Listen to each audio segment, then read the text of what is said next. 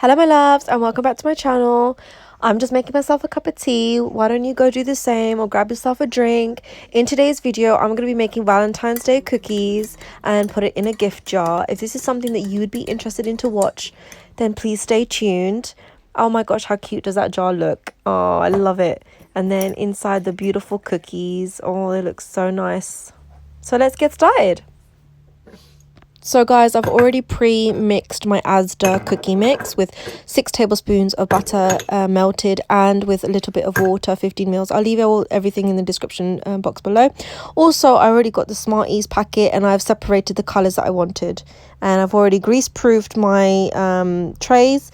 And now I'm just using an ice cream scoop just to get my size of cookie, and I'm patting it down, and it's all on my grease-proof paper on my tray. I put it in the oven for about 10 minutes.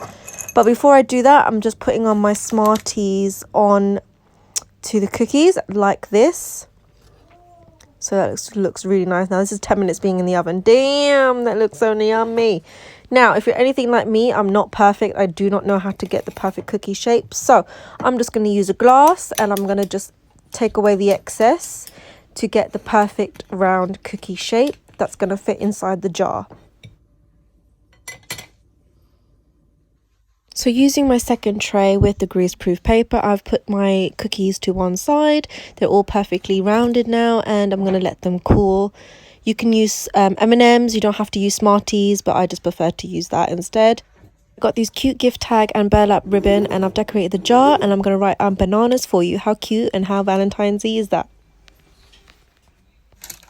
Now that the cookies have cooled, I am taking them and putting them inside the jar. Inside the jar, you can fit about 5 to 6 cookies, no problem.